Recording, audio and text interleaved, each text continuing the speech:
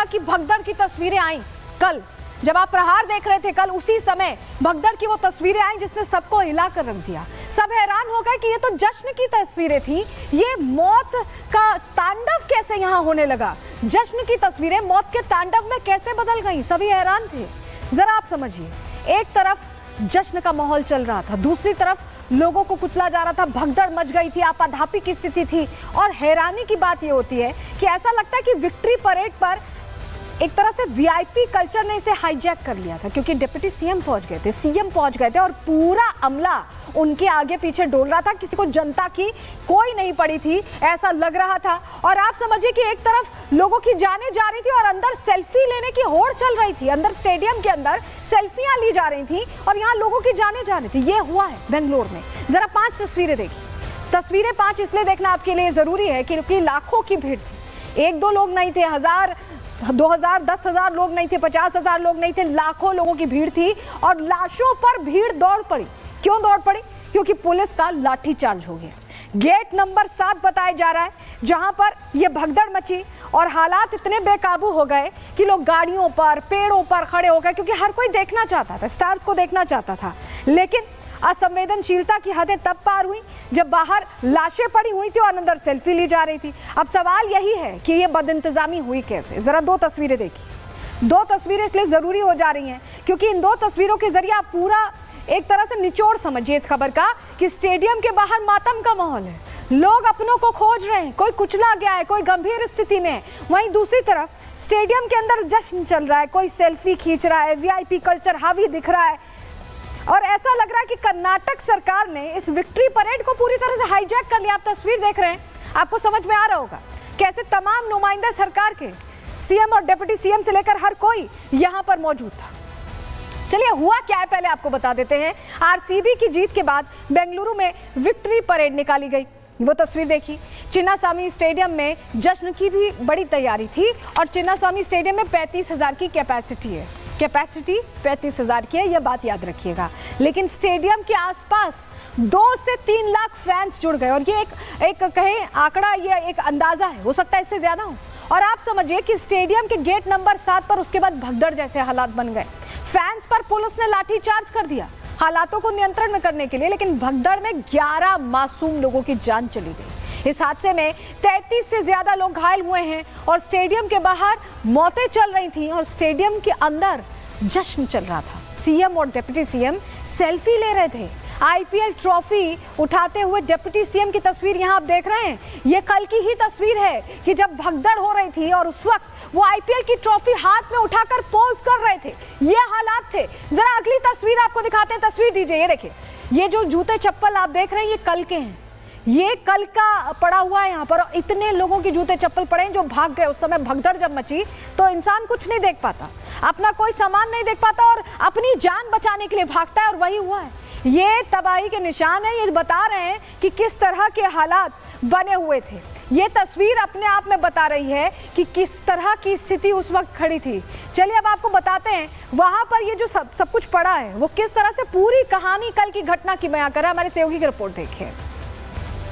स्वामी stadium के बाहर कल 11 लोगों की मौत हुई है, 50 लोग अभी भी घायल हैं। कल आरसीबी मैनेजमेंट का निर्लक्ष्य ये पूरा हादसा हुआ है। अभी फिलहाल हम लोग आरसीबी के बाहर है, इसी गेट के सामने कल 3 से 4 बजे जो यहाँ पे क्राउड की एक माहौल बना था, उसी वजह से यहाँ पे 6 लोगों की मौत इस गेट पे हुआ है, क्योंकि खाली एक छोटा सा गेट ओपन करने के लिए यहाँ पे उनको इंस्ट्रक्शन दिया हुआ था। इसलिए सभी लोग जो फ्री पास का जो लेके आए थे सब लोग यहाँ पे अंदर जाने के लिए, घुसने के लिए कोशिश किए। इसी कोशिश की वजह से यहाँ पे बैरिकेड जो लगाए थे वो सब बैरिकेड के नीचे आकर मौत हो गए। हम लोग देख सकते हैं यहाँ पे कितना चप्पल यहाँ पे गिरा है कि कल जो लोग यहाँ पे आए थे वो सभी लोग उनका जो जान बचाने के लिए यहाँ से भाग जाने के लिए प्रयत्न किए थे, वही सब कोशिश में उन लोग चप्पल, उनका गॉगल और बहंग पूरा जो सोने का जो चैन है सभी यहाँ पे गिर के सब लोग यहाँ से भाग गए हैं।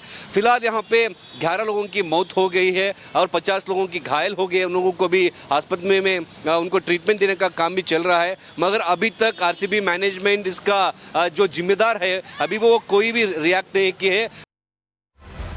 11 मौतें हो चुकी हैं, लेकिन प्रदेश में कौन कौन था जिस पर डायरेक्ट जिम्मेदारी थी? जिन्हें रोकना चाहिए था इस तरह की घटना होने से, वो भी समझ लीजिए। पूरे प्रदेश की जिम्मेदारी जिसके पास थी, सिद्धारमैया सीएम है कर्नाटक के, उनकी डायरेक्ट जिम्मेदारी इसमें बनती थी।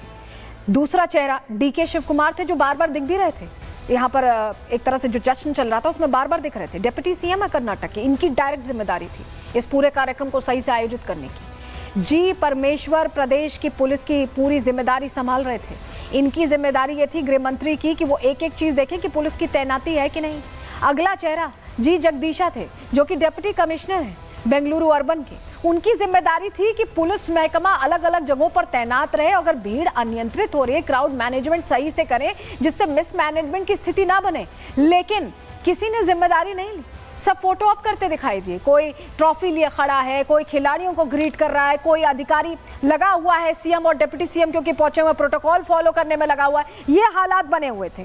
तो सवाल ये है कि क्या जो अधिकारी थे, जो जिम्मेदार थे, वो हर कोई वीआईपीज को प्रॉपर अरेंजमेंट देने में लग गया? जनता साइड हो गई, प्रोटोकॉल फॉलो होने लगा कि डिप्टी सीएम है, उनका ध्यान रखो, उनकी सुरक्षा करो। क्या ये हो रहा था उस वक्त जब 3 से 4 लाख लोगों की भीड़ वहां पे थी?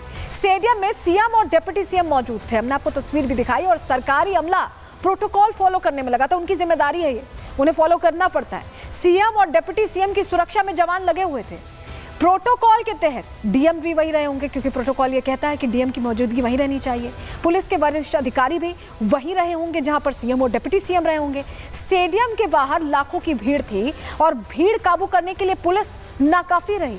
तो क्या कर्नाटक सरकार को विक्ट्री परेड में उतरने का इतना शौक था कि जनता की जान को ऐसे साइड करके वो अपने पूरे महकमे को अपने पीछे लगा लिया उन्होंने? ये बहुत बड़ा सवाल है। और सिद्धारमैया अपनी गलती मानने के बजाय एक नई बात कह रहे हैं। वो कैसे अपनी गलती छुपा रहे हैं, जरा उन्हें सुनिए। Stampede has taken place. Nobody has expected so much of crowd will come because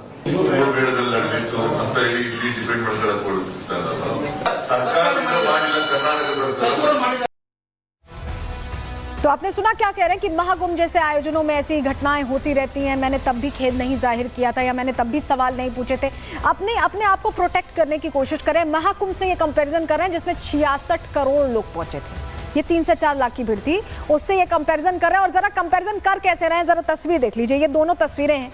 Siddaramaiah आपको दिख रहे हैं, बाहर मौतें चल रही हैं, अंदर जश्न चल रहा है। स्टेडियम के अंदर ट्रॉफीज उठाई जा रही हैं, सेल्फी खींची जा रही। तस्वीर देखिए, देखिए स्टार्स के बगल में रॉयल चैलेंजर्स बेंगलोर के स्टार्स के साथ, क्रिकेटर्स के साथ सम्मानित किया जा रहा है। ये सब हो रहा है। और आप देखिए उत्तर प्रदेश की तस्वीर, ये उस वक्त की तस्वीर है जब जिस दिन शाही स्नान था, और उससे पहले योगी आदित्यनाथ रात तक मॉनिटरिंग कर रहे थे। और जब घटना घट भी गई थी तब उन्होंने एक एक चीज की यहाँ पर जांच की थी, और अगले दिन फिर से पूरी रात निगरानी की थी।